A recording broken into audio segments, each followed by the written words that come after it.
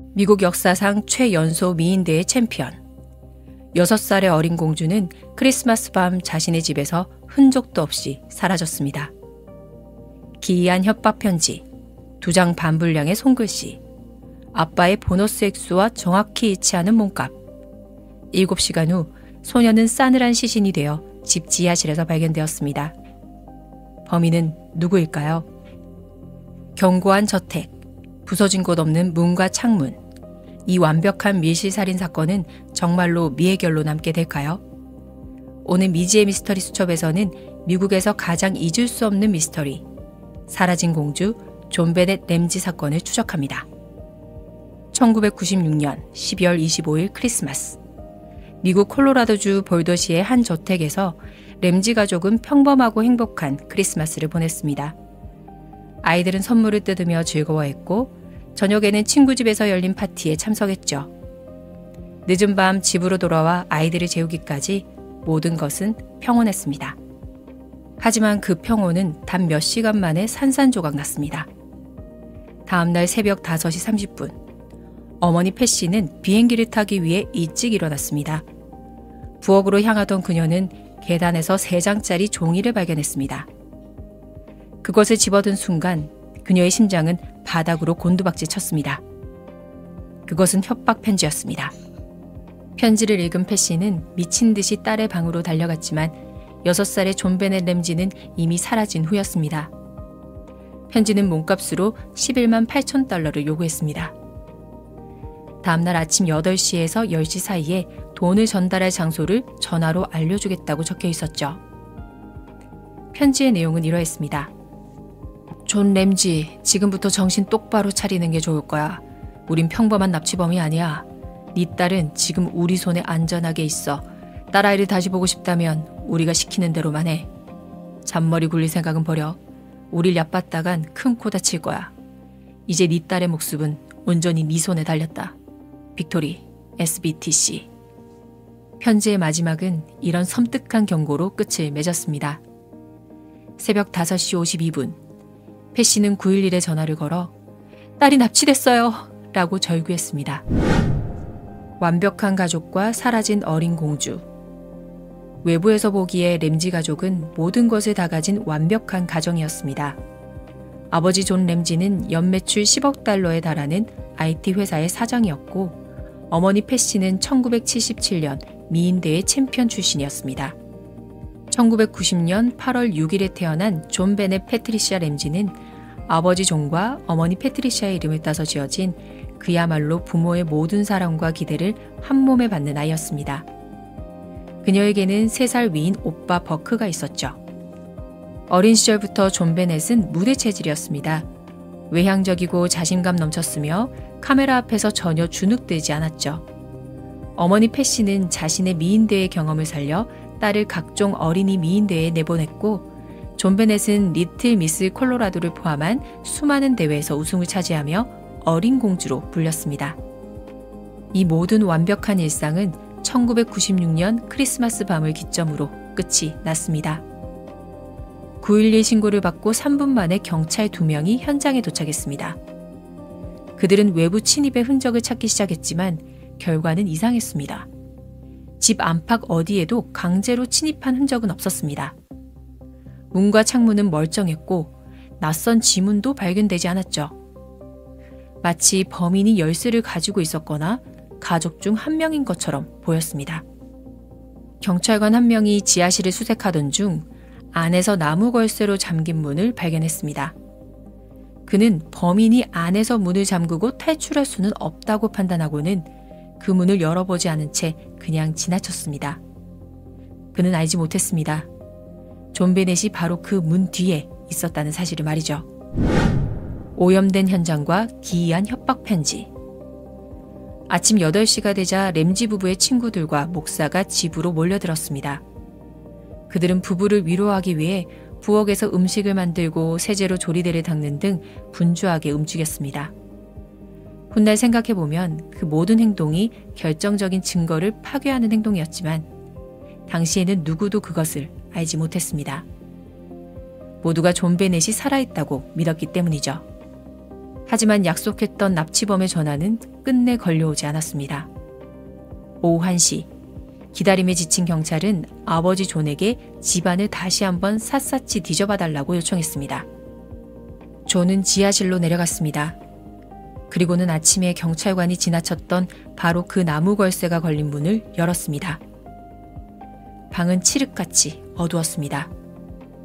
그가 불을 켠 순간 아버지는 평생 보고 싶지 않았던 세상에서 가장 끔찍한 광경을 마주해야 했습니다. 딸 존 베넷이 하얀 담요에 덮인 채 바닥에 쓰러져 있었습니다. 입에는 검은 테이프가 붙어져 있었고 손목과 목에는 밧줄이 감겨 있었습니다. 찾았어! 존의 떨리는 목소리가 위층으로 울려 퍼졌습니다. 그는 딸의 시신을 끌어안고 미친 듯이 위층으로 달려 올라왔습니다. 그 순간 한 아버지의 마지막 희망은 완전히 부서져 내렸습니다. 존 베넷은 질식과 두개골 골절로 사망했습니다. 목에 감겨있던 가로테가 직접적인 사인이었습니다. 이제 수사의 초점은 너무나도 기이했던 그 협박 편지로 향했습니다.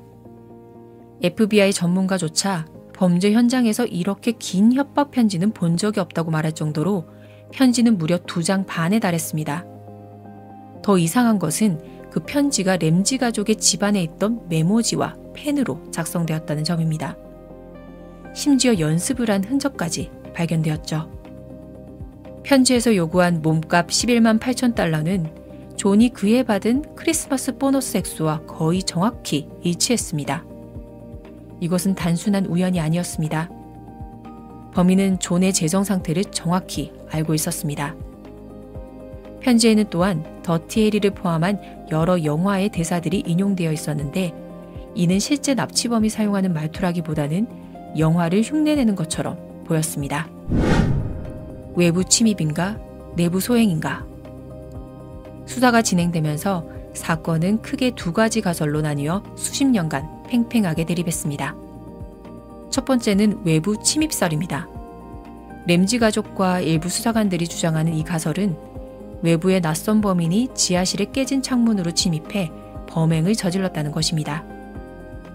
이 주장을 뒷받침하는 증거는 존 베넷의 속옷에서 발견된 신원 미상의 남성 DNA와 지하실의 낯선 발자국 등이었습니다. 하지만 반론도 만만치 않았습니다. 창틀에는 거미줄과 먼지가 그대로 있었고 집 밖의 눈 위에는 아무런 발자국도 없었습니다. 무엇보다 외부 침입자가 왜 21분이나 걸려 집안에서 협박 편지를 작성하는 위험을 감수했는지는 설명되지 않았습니다. 두 번째는 내부 소행설, 즉 가족 범행설입니다. 볼도 경찰이 강력하게 믿었던 이 가설의 핵심에는 9살 오빠 버크가 있었습니다. 이 가설에 따르면 그날 밤 버크가 먹던 파인애플을 존 베넷이 몰래 뺏어 먹었고 이에 격분한 버크가 손전등으로 동생의 머리를 내리쳐 의도치 않게 사망에 이르게 했다는 것입니다. 그리고 부모가 아들을 보호하기 위해 교살 도구를 만들고 협박 편지를 쓰는 등 사건 전체를 납치살인으로 위장했다는 주장입니다. 이 주장을 뒷받침하는 증거는 강제 침입 흔적이 없다는 점, 집 내부의 도구로 편지가 작성되었다는 점, 그리고 존 베넷의 위에서 발견된 파인애플이었습니다. 부모는 딸에게 파인애플을 준 기억이 없다고 진술했지만 부엌 식탁 위 파인애플 그릇에는 그들의 지문이 발견되었죠. 끝나지 않는 논란과 엇갈린 진실. 언론은 이 사건에 미친 듯이 달려들었고 취재 경쟁은 걷잡을 수 없이 과열되었습니다. 램지 가족은 순식간에 온 세상의 손가락질을 받는 용의자가 되었죠. 이에 대해 전 FBI 요원 존 더글라스는 당시 언론의 행태를 보고 혀를 차며 이렇게 말했습니다. 보통 아이가 살해되면 범인은 가족일 확률이 높다는 그 뻔한 공식 하나만 믿고 확인되지도 않은 자극적인 뜬소문들을 그대로 베껴 쓰는 주류 언론의 모습은 난생 처음 봅니다. 그는 이런 상황에 강한 분노를 표출했습니다. 램지 가족의 대응 또한 논란을 키웠습니다. 그들은 8명의 변호사와 4명의 홍보 담당자, 3명의 사설 탐정 등 거대한 팀을 꾸려 언론에 적극적으로 대응했습니다. 많은 사람들은 이것이 진실을 찾는 슬픔에 잠긴 부모의 모습이 아니라 무언가를 숨기려는 사람들의 홍보쇼처럼 보인다고 비난했습니다.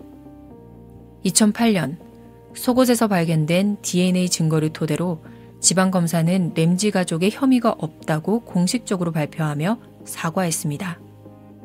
하지만 많은 전문가들은 이 결정에 의문을 제기했습니다. DNA가 범죄와 직접적인 관련이 있다는 증거가 없으며 다른 정황 증거들이 모두 가족을 가리키고 있다는 것이었죠. 2016년에는 CBS 방송국이 오빠 버크를 범인으로 지목하는 다큐멘터리를 방영했고 버크는 이들을 상대로 7억 5천만 달러의 소송을 제기하여 합의를 이끌어내기도 했습니다. 시간은 흘러 2025년 존 베넷이 살해된 지 거의 30년이 지났지만 이 사건은 여전히 미제 사건으로 남아 있습니다.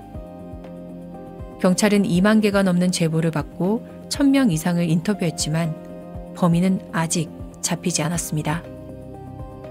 아버지 존은 이제 80대가 되었고 오빠 버크는 자신의 가정을 꾸렸죠. 어머니 패씨는 2006년 49세의 나이에 난소암으로 세상을 떠나 딸의 곁에 묻혔습니다.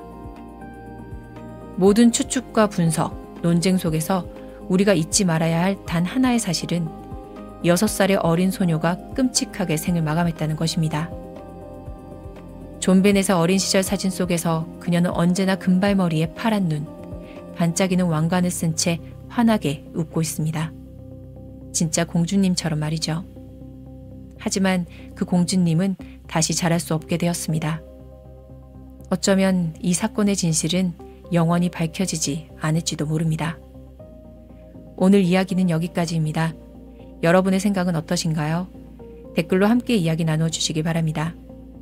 제 영상이 마음에 드셨다면 좋아요와 구독 부탁드리겠습니다. 다음 시간에 뵐게요.